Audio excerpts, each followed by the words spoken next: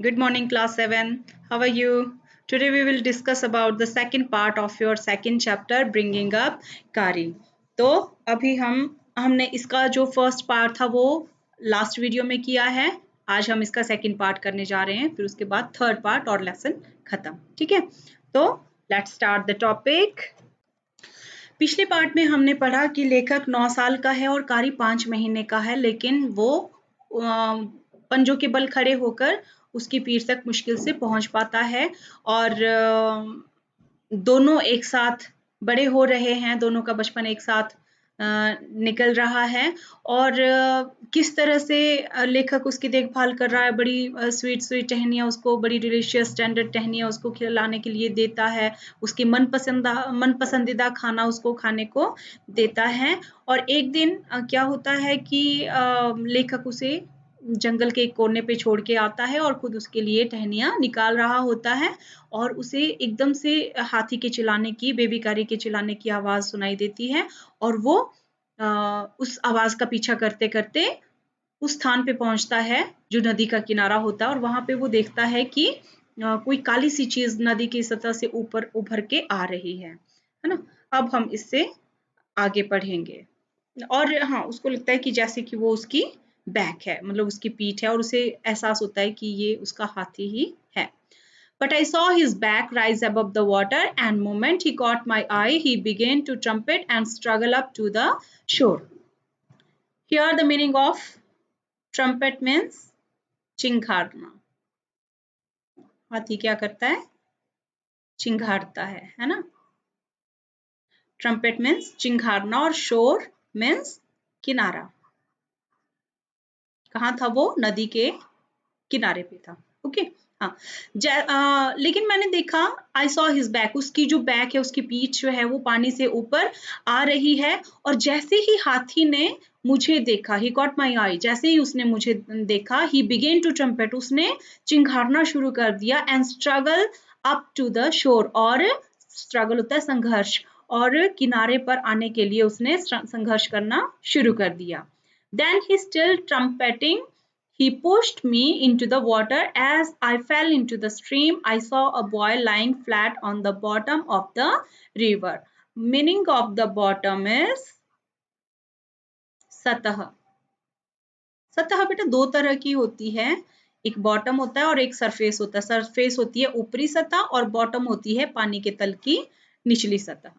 ठीक है, सतह जैसे पृथ्वी की सतह, ऊपरी सतह, सरफेस ऑफ द अर्थ. ठीक है, हाँ. सो हम कहाँ थे? हाँ, देन अच्छा, उसके बाद भी उसने चिंघाड़ना शुरू, मतलब जारी रखा, वो चिंघाड़ता रहा बार बार और उसने मुझे क्या किया, पानी में उसने मुझे पुश कर दिया, धकेल दिया. और जैसे ही मैं उस पानी की धारा में, स्ट्रीम होता है धारा, पानी की धारा में गिरा, मैंने देखा कि बॉटम में, उस नदी के, उस पानी की धारा के तल में, उसकी सतह पे एक लड़का जो है वो बिल्कुल फ्लैट होके गिरा पड़ा हुआ है. He had not altogether touched bottom but was somewhat, मतलब उसने पूरी तरह से वो उस बॉटम से टच नहीं हुआ था, लेकिन किसी तरह से, मतलब वो एफ्लोट, समवट एफ्लोट. यहाँ पे एफ्लोट का मीनिंग होता है तैरते हुए. यहाँ लिख रही हूँ मैं इसका मीनिंग. अच्छा, तैरते हुए, तैरते हुए. तो यहाँ पे वो, उसने मतलब उस नदी की जो वो तल था, उसकी जो सतह थी, उसको टच तो नहीं किया था, लेकिन किसी तरह से वो, मतलब उससे थोड़ा सा ऊपर जैसे वो तैर के, मतलब उसका शरीर जो था वहां पे वो तैर रहा था. I came to the surface of the water to take my breath, and here Kari was standing, his feet planting in the sand bank and his trunk stretched out like a hand waiting for me. अच्छा, यहाँ पे surface, वही बात आ गई, मैंने अभी बताया था ना आपको, सरफेस का मतलब भी सतह होता है. ठीक है, तो मैं ऊपरी सतह पे आया, I came to the surface of the water, मैं पानी की ऊपरी सतह पे आया, टू टेक माई ब्रीथ, सांस लेने के लिए. अब लेखक नीचे डूब चुका था, उसको सांस लेने में दिक्कत हो रही थी, तो थोड़ा सा ऊपर उठ के वो सांस लेने के लिए पानी से बाहर आता है। और उसने देखा कि कारी वॉज स्टैंडिंग, वो कारी जो है वहां पे अपने पैरों को रेत में धंसा के खड़ा, वहीं पे ही खड़ा हुआ है, और उसने अपनी जो सूंड थी उसे ऐसे फैलाया हुआ है आगे को, मानो कि जैसे लाइक अ हैंड, हाथ की तरह उसने फैलाया हुआ है, वेटिंग फॉर माइन, और जैसे मतलब वो मेरा वेट कर रहा हो कि जैसे मैं उसको हाथ बढ़ाऊं वो सूंड से मेरा हाथ को पकड़कर मुझे ऊपर खींच ले। I dive down again and pulled the boy of the drowning boy to the surface. मैंने क्या किया, डाइव, डाइव क्या होता है, गोता लगाना या डुबकी लगाना, डुबकी लगाई, लगाई, है ना। सो वो कहता है कि मैंने क्या किया, मैंने फिर से डुबकी लगाई, और जो बच्चा नीचे डूब रहा था, ड्राउनिंग मीन्स डूब रहा था, मैंने उसको ऊपर की तरफ खींचा, टू द सरफेस, ऊपरी सतह की तरफ उसको खींचा। Not being a good swimmer, मैं क्या था, मैं एक अच्छा स्विमर नहीं था, अच्छा तैराक नहीं था। I could not swim ashore and the slow current was already dragging me down. Dragging होता है घसीटना, घसीटना या खींचना, ओके, पुल करना, you can say it pull. तो मैं एक अच्छा तैराक नहीं था, और मैं पानी की उस धीरे धीरे बहती हुई धारा से, current was already dragging me down, और वो जो पानी की धारा का जो करंट होता है, पानी की धारा है ना, पानी की जो धारा थी वो मुझे ऑलरेडी क्या कर रही थी, धीरे धीरे मतलब अपनी तरफ खींच रही थी, मुझे घसीट रही थी, और मैं एक अच्छा, ऐसा इतना अच्छा तैराक नहीं था कि मैं उसको बच्चे को पकड़ के मैं उसको बाहर ले आऊं, किनारे तक मैं उसको ले आऊं। Okay. He had not altogether touched bottom, but was somewhat seeing us drift by in the current. Kari, who was usually slow and ponderous, suddenly darted down like a honk and came halfway into the water, where I saw him stretched out his trunk again. जैसे कि वो अभी पूरी तरह से पानी में नहीं डूबा था, वो पानी की धारा के साथ थोड़ा ऊपर ही था, अभी उसने बॉटम को टच नहीं किया था। Seeing us drift by in the current, और कारी ने हमें जैसे ही देखा कि हम लोग पानी की धारा के साथ बहे जा रहे हैं, कारी जो कि who was usually slow and ponderous, ponderous means meaning बोझल, है ना। कारी जो साधारणतया क्या था, बहुत धीमे चलने वाला और बड़ा बोझिल तरीके से चलने वाला। आपने देखी ना, हाथी की चाल बड़ी मदमस्त सी होती है, बड़े धीरे धीरे चलता है, ऐसा लगता है कि बड़े भारी लेजी है, बहुत ज्यादा सुस्त है ना, वैसे चलता था। लेकिन जैसे ही उसने हमें डूबते हुए देखा, अचानक से वो तेजी के साथ पानी की धारा में एक बाज की तरह तेजी से वो आने लगा। आधे रास्ते तक कारी भी वहां पे पहुंच गया, और इतनी तेजी से आया जैसे जितनी तेजी से बाज दौड़ के आता, बाज मतलब उड़ता है, दौड़ता जैसे बाज उड़ता है, उतनी तेजी से वो हमारे पास मतलब वो जो लड़का एक डूब रहा था वो, और वो लेखक कहता है कि हमारे पास वो इतनी तेजी से आ गया, आधे रास्ते तक पहुंच गया, जहां पे हम डूब रहे थे वहां पे वो पहुंच गया। वेयर आई सॉ हिम, और वहां पे मैंने उसको देखा कि उसने अपनी सूंड दोबारा अपनी सूंड फैला दी, हमें मतलब लिफ्ट करने के लिए उसने दोबारा अपनी सूंड फैला दी। I raised up my hand to catch it and it slipped. मैंने अपना हाथ फैलाया, आगे बढ़ाया उसे पकड़ने के लिए, लेकिन क्या हुआ, वो मुझसे छूट गया।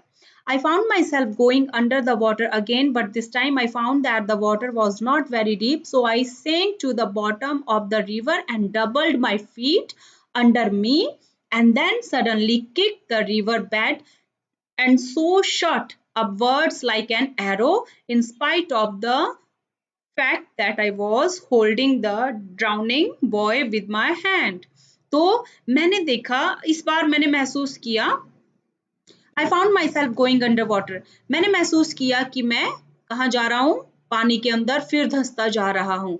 बट दिस टाइम, लेकिन इस बार मैंने पाया कि इस बार पानी का स्तर जो है वो बहुत ज्यादा गहरा नहीं है, पानी बहुत ज्यादा गहरा नहीं है। आई सैंक टू द बॉटम, मैं फिर से उसकी सतह तक, मतलब मैंने मतलब नीचे डूब के मैं उसकी सतह तक गया, उस पानी की सतह तक गया, नदी की सतह तक गया, और मैंने अपने पैरों को क्रॉस कर लिया। डबल माई फीट मीन्स पैरों को मोड़ना, पैरों को क्रॉस करना, क्रॉस किया, और वहां पे मैंने खड़े होके जोर से वो जो सतह थी उस पे बल लगा के ऊपर की तरफ अपने को उछाला, just like a shot upwards like an arrow. जैसे एरो होता है तीर, जैसे हम तीर को मारने के लिए उसको धागे को पीछे खींचते हैं पहले ना, फिर जोर से तीर छोड़ते हैं, वैसे उसने भी पहले नीचे अपने आप को वो पैर टिकाए और एकदम से ऊपर की तरफ उसको अपने आप को उछाला। और in spite of the fact that I was holding, और जैसे मैं ऊपर की तरफ मतलब मैं उछला और होल्डिंग द, और मैंने साथ में अपने हाथ से उस लड़के को भी पकड़ा हुआ था, जो ड्राउनिंग बॉय था, जो डूब रहा लड़का था, उसे भी अपने हाथ से पकड़ा था। As my body rose above the water, I felt a lasso round my neck. बेटा lasso means रस्सी या फंदा, इसको रस्सी भी कहते हैं, फंदा भी कहते हैं। फंदा भी किससे बनता है, रस्सी से ही बनता है ना।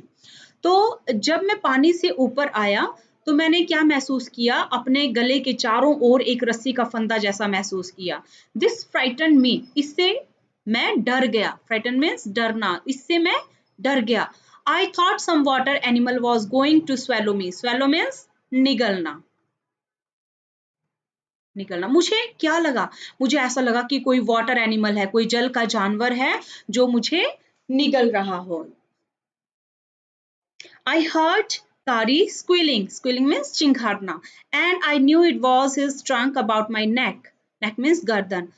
मैंने कारी के चिंघाड़ने की आवाज सुनी और मुझे पता चल गया कि ये कौन है। कारी ने मुझे अपनी सूंड से मेरी गर्दन से मुझे पकड़ा हुआ है। He pulled as both ashore. उसने हम दोनों को किनारे तक खींचा।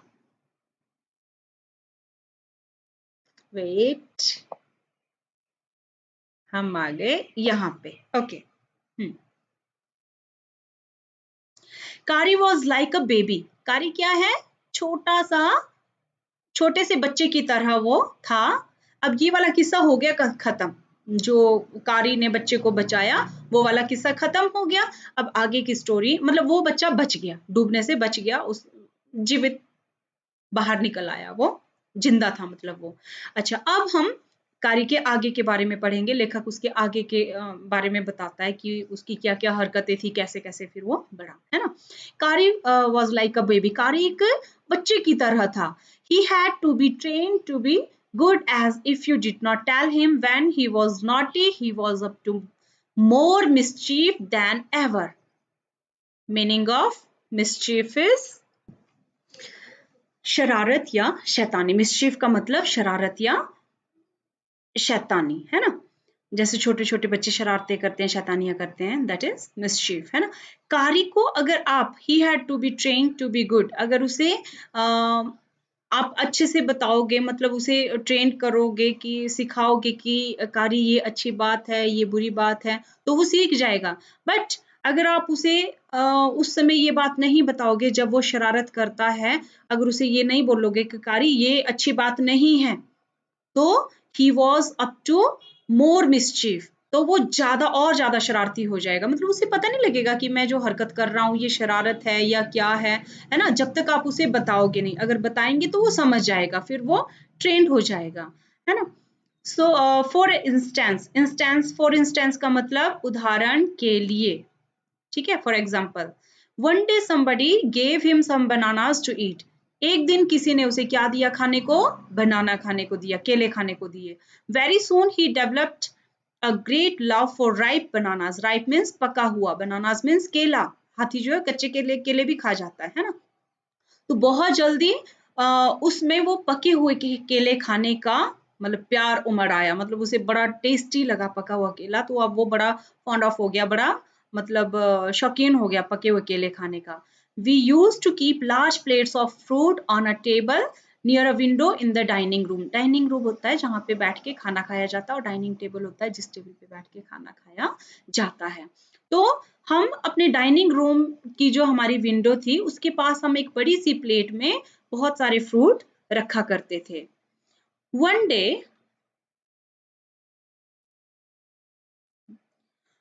day all the bananas of the table disappeared and my family blamed the servants for eating all the fruits in the house. Disappeared होता है गायब होना. Disappeared means गायब. Okay, and blamed means आरोप.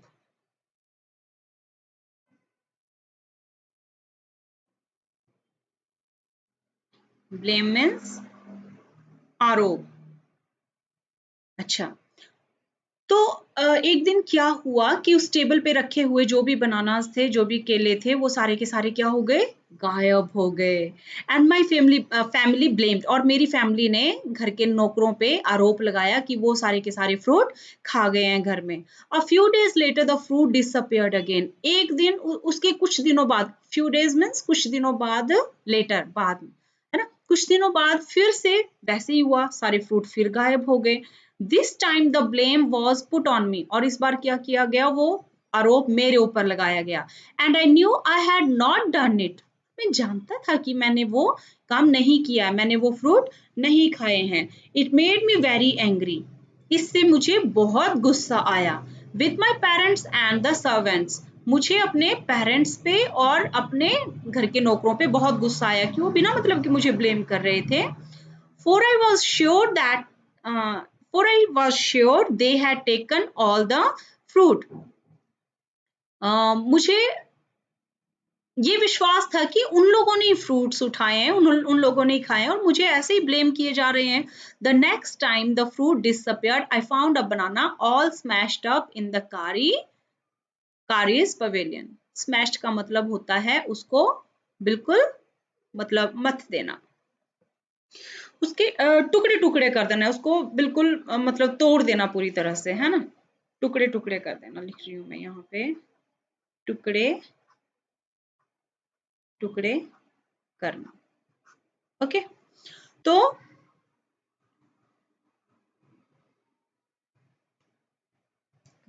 ओके हियर, हाँ, मैंने the next time, अगली बार फिर जब फ्रूट गायब हुए तो मैंने देखा कि एक स्मैश किया हुआ, एक टुकड़े टुकड़े किया हुआ बनाना जो था वो कारी के पवेलियन के पास मैंने पड़ा हुआ देखा. This surprised me very much, for I had never seen fruit there, and as you know he had always lived on twigs. अच्छा, मुझे ये देख के बड़ी हैरानी हुई. सरप्राइज मीन्स हैरान होना. मुझे ये देख के बड़ी हैरानी हुई क्योंकि मैंने वहां पे ऐसे कभी भी फ्रूट पड़े हुए नहीं देखे थे, और रही कारी की बात, वो तो हमेशा ट्विग्स ही खाता था.